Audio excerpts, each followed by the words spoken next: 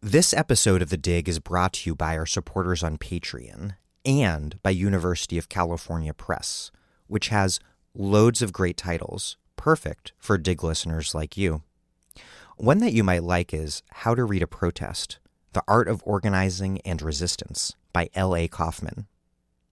When millions of people took to the streets for the 2017 women's marches, there was an unmistakable air of uprising, a sense that these marches were launching a powerful new movement to resist a dangerous presidency.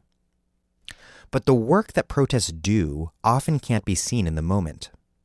It feels empowering to march, and record numbers of Americans have joined anti-Trump demonstrations. But when and why does marching matter? What exactly do protests do, and how do they help movements win?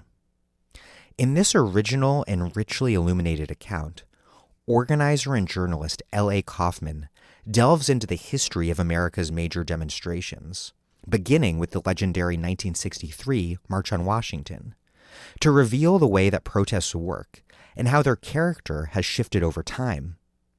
Using the signs that demonstrators carry as clues to how protests are organized, Kaufman explores the nuanced relationship between the way movements are made and the impact that they have.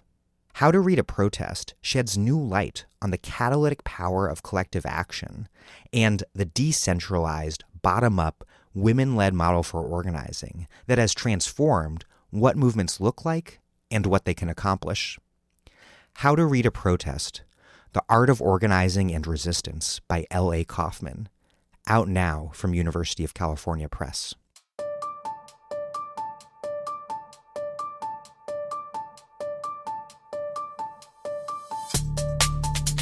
Welcome to The Dig, a podcast from Jacobin Magazine.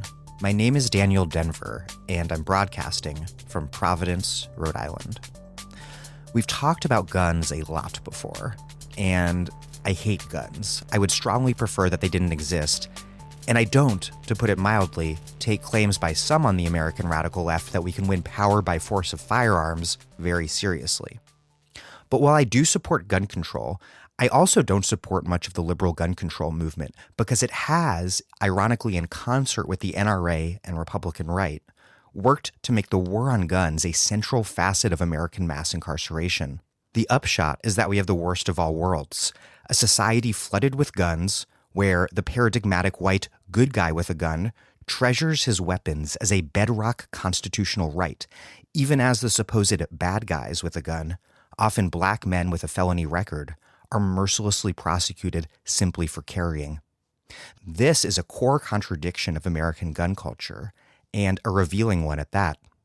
White affluent people carry because they claim they must protect themselves against apocalyptic criminal threats, and their right to do so is vigorously protected. Poor black men who carry do so because they actually do often face serious threats of lethal violence in their daily lives, but they're incarcerated as a result. And those black men who do have a right to carry, and many do, risk getting shot by the police. Just look at the cases of Philando Castile or Jamel Roberson. My guest today is George Joseph, who has an important new piece up at Slate on former Attorney General Jeff Sessions' war on guns, which has led to a sharp increase in federal gun prosecutions, often hitting ordinary poor black men with felony records who are simply carrying for their own protection. Before we get rolling, at The Dig, we do our best to provide the most ruthless criticism of all that exists, the razor-sharp analysis that the left needs to understand the world in order to change it. And we can do that because listeners like you support us at patreon.com/thedig. Plus, $5 a month gets you access to our newsletter. $10 a month gets you a copy of either Assad Hater's Mistaken Identity or Jacobin's ABCs of Socialism. $20 or more gets you one of those books plus a bunch of other left-wing titles. So, if you haven't already and appreciate what we're doing here, please take a quick moment to support us at patreon.com/thedig. That's patreon.com/thedig. Okay, here's George Joseph, a reporter at The Appeal, focusing on police, prosecutors, and systems of surveillance. If you want to reach him securely, he has information on how to do so at Twitter, GeorgeJoseph94. And I happen to personally know that George really likes secure communication because he's one of those people always messaging me about mundane things on Signal, which I always forget to check.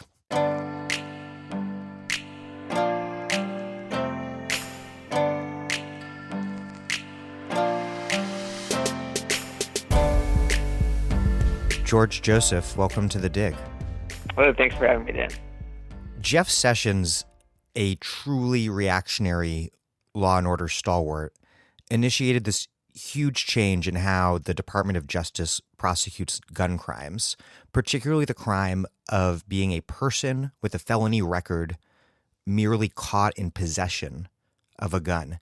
Explain what the law is, what Sessions did, and what kind of people are getting locked up in federal prison as a result. There's a federal law known as 922G and a couple other ones that basically ban the possession of a firearm of any person with a felony record in the country. And the issue with this federal law is it's much harsher than comparable laws at the state level, which ban felon gun possession. So, for example, in a place like Alabama or Arkansas, if you have a felony record and are caught in your car with a gun, you may face probation time. You may not even go to prison. But on average, at the federal level, you're going to get about 5 years, max 10 years. And the majority of these cases, 53% as of last year, are convicting Black defendants at the federal level, which is vastly disproportionate to their population nationally. What is the change that Sessions made? What was the status quo prior to him becoming Attorney General? This all kind of started in the early 1990s, and we'll get into that with rising fears of crime and the federal prosecutors taking on more everyday cases, such as gun cases. It really spiked in the Bush era, but under Obama, it had gone down quite significantly, not to nothing, but it had been in steady decline throughout his administration. But within a year and a half of Sessions being in power, his Department of Justice had broken all federal gun prosecution records previously seen, carrying it up to a rate of prosecutions per month that had never been reached even at the height of the Bush era's gun prosecution regime. And this is very much in line with Sessions' larger calls to return to quote-unquote tough-on-crime politics.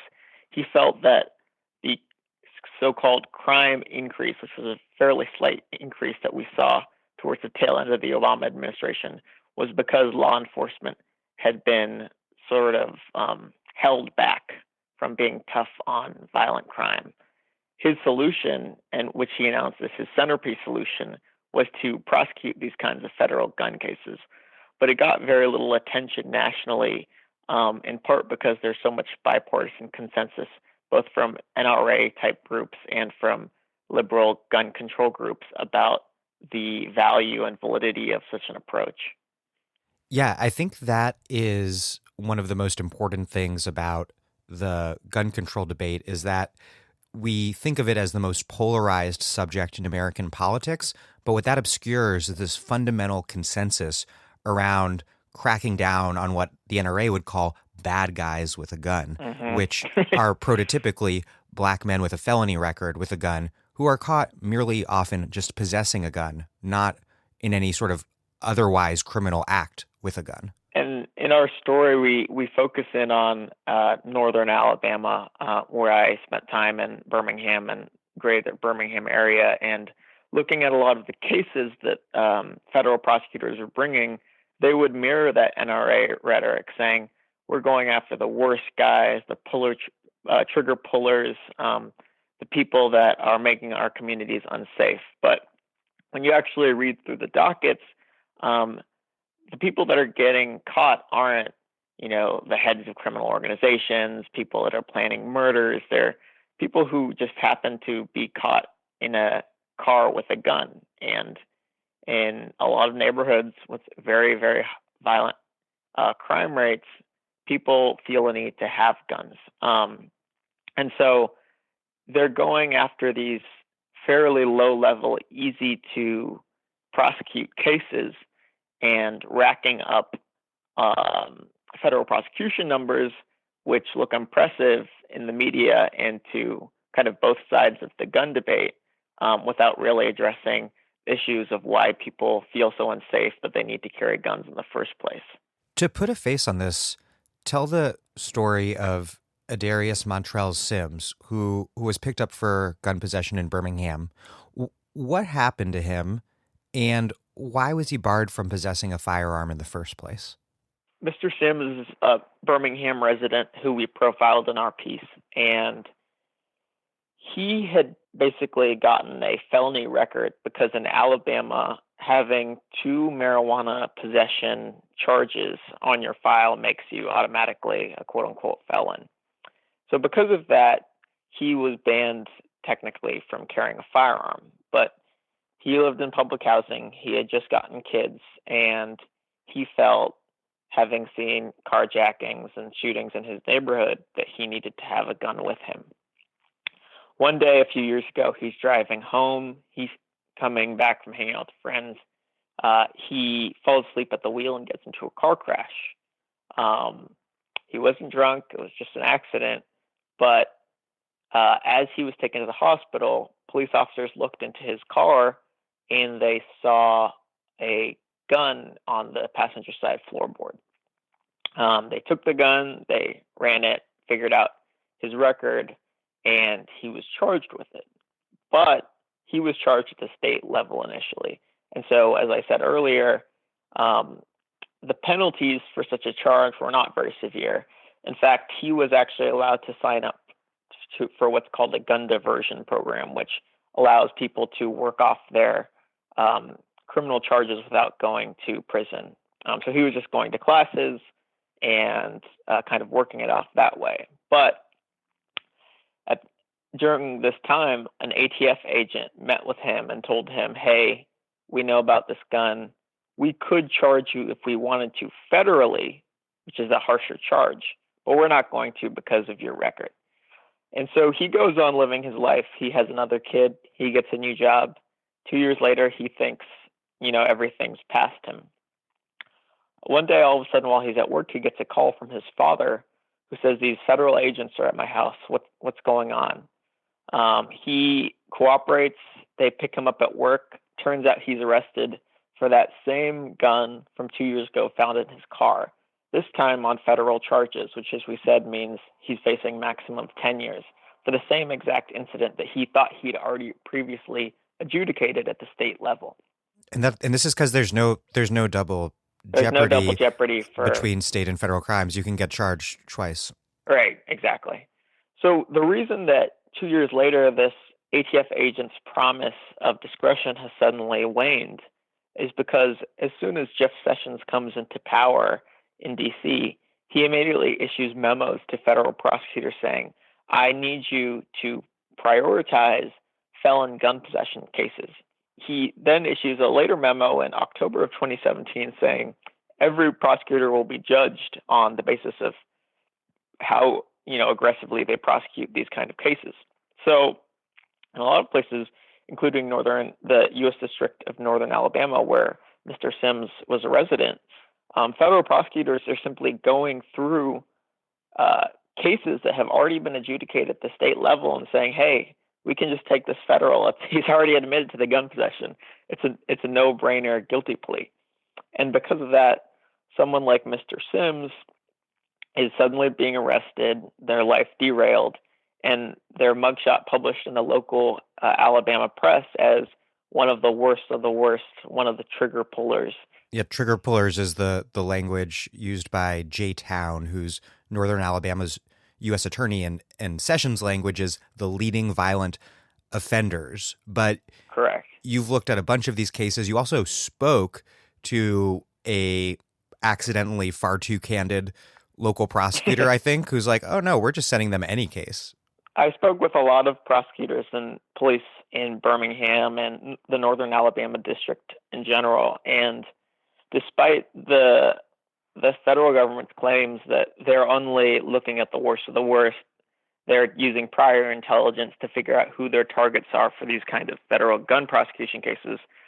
People pretty candidly were telling me that, no, we just send any defendant we can to the feds because it's less work for us and they get more time. And some law enforcement even had a problem with that because they felt that the punishment didn't fit the crime. And in the case of Mr. Sims, you can really see that. One of the most important things about your story, and you referred to this a little bit earlier, is that you actually spoke to young men in Birmingham who choose to illegally carry guns, and you asked them why they did so. Tell me about the men you spoke to and what they said. I know that some of this got cut from your piece, which is a shame because it's a perspective that's so seldom heard in the media. And because it's so seldom heard, it allows for people who don't live in these young men's reality to project their worst fantasies on why these guys are carrying. So when I was in Birmingham, I spent a lot of time in West Birmingham, which is the poorest, segregated, almost all black side of the city. It's a kind of post-industrial place where a lot of the storefronts are empty. There's not many jobs, and the violent crime rates are much higher than what major cities were facing in the crack era right now to this day. So when speaking with men from one neighborhood in West Birmingham called Ensley, a lot of them wouldn't even hesitate when asking why they chose to carry guns when they have these felony records and know the risks that come with that. They felt that they had a much higher short-term risk that they were facing just walking around their neighborhood every day, and that short-term risk outweighed the kind of long-term potential consequences that they knew could come from being caught with possessing such a firearm. Better to be judged by 12 than carried by 6. Exactly. That's exactly what one of them told me. I have a few quotes that I wanted to read, if okay. Yeah, please. One is from a guy who we'll call L, who's a resident in his 30s.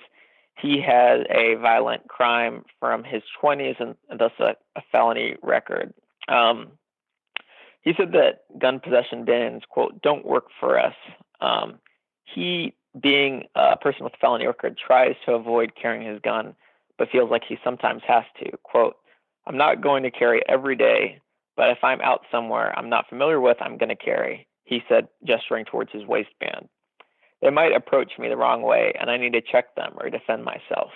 So, like, as you can see in that quote, these people have a very direct knowledge of the dangers that come with carrying a gun from law enforcement. They understand the risks, and they try to do things to mitigate those risks, either by only carrying at certain times or hiding guns in certain places where they know they can quickly access them. But regardless, they feel that the kind of communities they're embedded in make it impossible for them to escape guns. Another story that I was told when I was there was a man who we'll call E, who was also a man in his late 30s or early 40s with a felony record.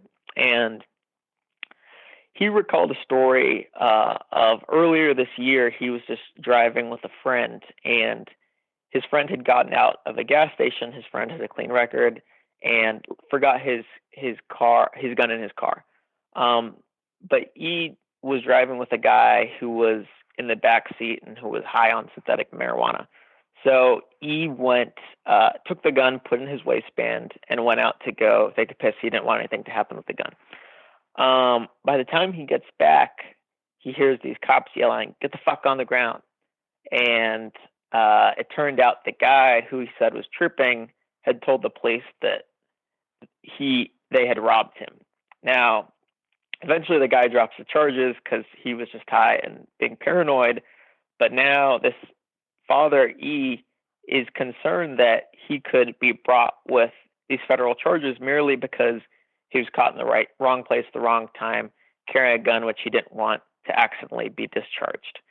So I think that anecdote kind of illustrates the degree to which guns are an inevitable part of the fabric of these communities, and it's impossible for people to escape their reach to some degree while attempting to live safely. And so criminalizing people for merely living in those neighborhoods and trying to survive is something that is really unfair and doesn't help anyone.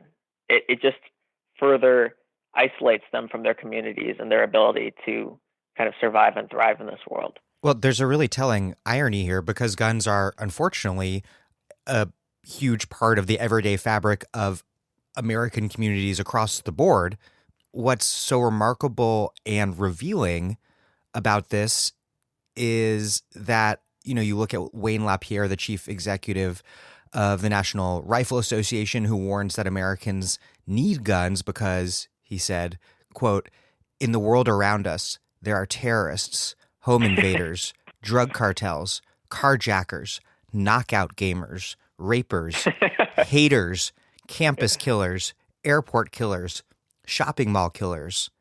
And so what's so revealing about this is what it reveals about the racist premise of American gun culture, because white affluent people are building these bunkers to protect themselves from a phantasmic MS-13 threat, and their right to do so, to arm themselves as basically as heavily as they want, is considered a bedrock constitutional right. Poor black men who actually have a real reason to worry about getting shot are being prosecuted for doing just the same, carrying a gun. And so we have this thing that's actually disturbingly very shared throughout American society, which is gun culture and the perceived need to carry a gun. But the people who have the most plausible actual reason to carry a gun, the most plausible fear that they might need to use a gun in self-defense, are the ones who are prosecuted for doing so. It's a deeply revealing irony. And I'll say that this goes obviously beyond Birmingham in surveys like a recent one that the Urban Institute conducted in Chicago with hundreds of young people. They found that the vast majority of them said that even if they knew they were going to get caught and arrested or even serve time, they would still carry their guns. And that the likelihood increased dramatically for someone to carry a gun if they knew someone who had been shot or if they themselves been shot at, which obviously makes a lot of sense. So until we do things to make people actually feel safe in their neighborhoods, there's no getting around the fact that they're going to carry what are mostly illegal guns given their context, their over-policed context. And so... Yeah, so I mean, and that's an important point. Gun violence is obviously an enormous problem in places like Birmingham, in places like the South Side of Chicago. It is, by the data, an enormous problem, and what most people who live in a community like the one you're reporting on in Birmingham would describe as one of the top problems facing their community. The problem with that is, the problem with the way that problem is currently addressed is that the carceral state doesn't do anything to get at the root causes of either gun possession, what drives people to feel like they need to carry, or the gun violence that results from so many people carrying guns, and then the other factors that cause them to use those guns. I know this wasn't the main point of your piece, but what sort of other alternatives are out there that might actually address the root causes and stem the blood flow in places like Birmingham? So I'm going to start with just a broader answer and then go into some more practical answers. From what the academic literature I've been able to read, it seems like the problem is not that just people get guns because they have some economic interest in doing so, for example, ensuring the security of their drug transactions. It's that underground economies that thrive because of criminalization, such as drug markets, require people to have guns, which requires other people to have guns. And so you have this vast diffusion of guns taking place. And with those guns, the vast majority of the sort of crimes that take place with them aren't, purely economic crimes. They're just the crimes that take place when 14-year-olds have access to weapons that are way more powerful than their undeveloped brains can necessarily handle at the time. And it's interpersonal feuds, fueled, exactly, that are continuously fueled via retaliatory cycles of violence. And that's something that people in Birmingham would always say, like, this isn't about you didn't pay me. It's about, oh, you insulted my yellow shoes. Or you shot my cousin. When you flood a neighborhood with guns because you make drugs criminal and thus make guns necessary, everyone starts to have access to them because there's kind of a need to once you pass a certain critical point, and then mistakes are made. So there's this broader problem of the kind of hyper criminalization through policing, which leads to a need for people to carry guns. And then when you have this even more enforced policing, gun policing, that kind of thing, oftentimes in places like Chicago, we see that people now are, rather than just carrying guns on their person, keeping guns all over the place. And so then there's even more guns just in bushes and in trash cans, and leading to all kinds of problems. So I think the broader issues of the daily criminalization of day-to-day life in places that are underinvested in and have been for decades, and thus render their residents a kind of surplus population, make this violence inevitable. And unless we kind of address the root causes of that underdevelopment and underinvestment, people will continue to engage in these underground economies out of necessity. And with that gun diffusion will continue, and the kind of everyday accidental, mistaken, emotionally charged gun violence will happen. Now, in terms of practical short-term steps that cities can take while, the drug war continues to exist. And while capitalism and systematic residential segregation continue to exist. Yeah, all that stuff. It's complicated because there's a lot of programs that try to do this carrot and stick approach. They'll say, oh, we'll try to apply for this job, and if you don't get a job and turn your life around, then we're going to, go after you, criminalize you, arrest you for sure. And so I think one thing that was really telling to me in the Urban Institute survey was that young people said that in Chicago that they felt that I think it was the only one that gave a majority of kind of agreement among the gun holders, was that they felt that if they had access to jobs, that would actually make them less likely to carry guns. That is not really a anti-violence kind of initiative we hear a lot from city leaders, guaranteed public sector jobs, something like that gives people kind of high quality work that they can look forward to. There's a lot of promising initiatives with kind of anti-violence work that, quote unquote, credible messengers, people who have been in that situation, are doing. And the work of Patrick Sharkey has shown that kind of nonprofit work is making a difference. So I don't think there's any one answer, but there are a bunch of smaller things that can be done that don't criminalize people and help give them reasons not to pick up the guns. But as long as that sense of danger exists, people will continue to pick up guns. And as long as we live in a society flooded with guns, this fantasy that white America can have this extremist gun culture and simultaneously keep guns out of the hands of poor black men. I mean, it's an impossibility, and the contradiction of that impossibility is what leads to this caste-based Second Amendment in practice, this racial caste system, Second Amendment system in practice.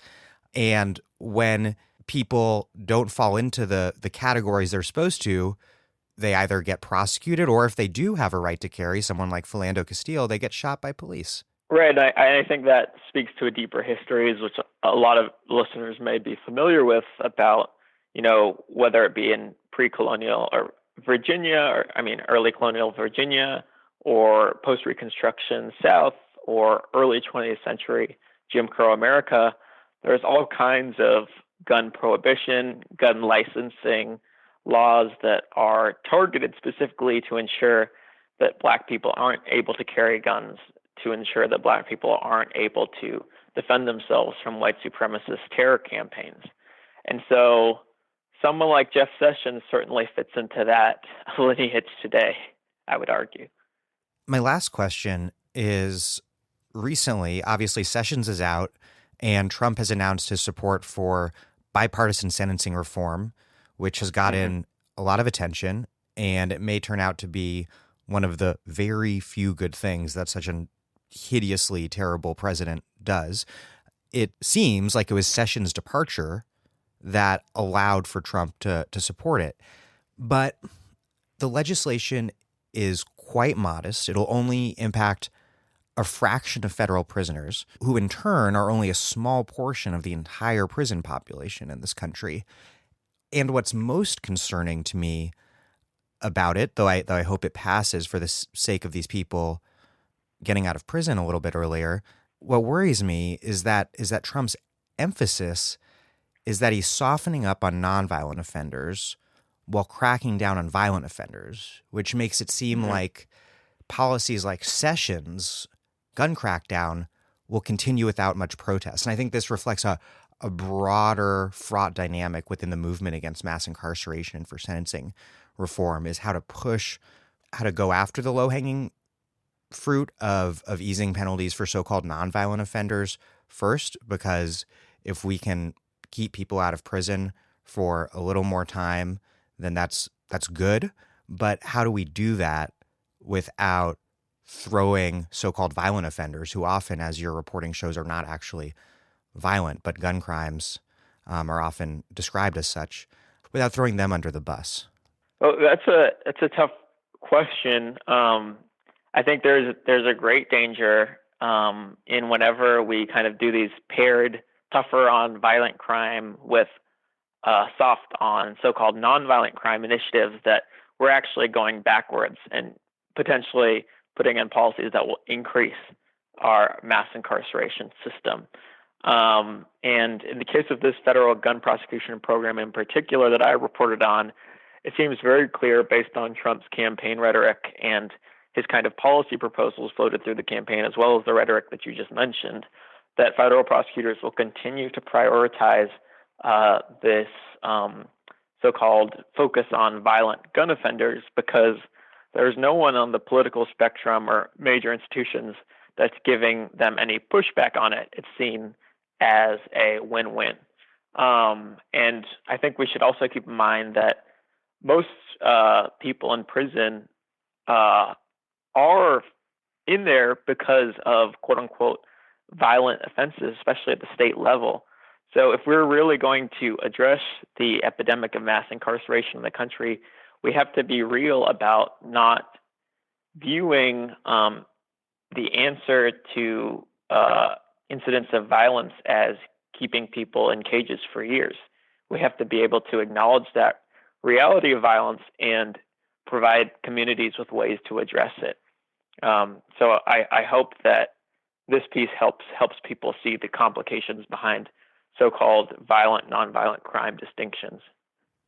Well, George Joseph, thank you very much. Appreciate it, Dan. Thanks so much.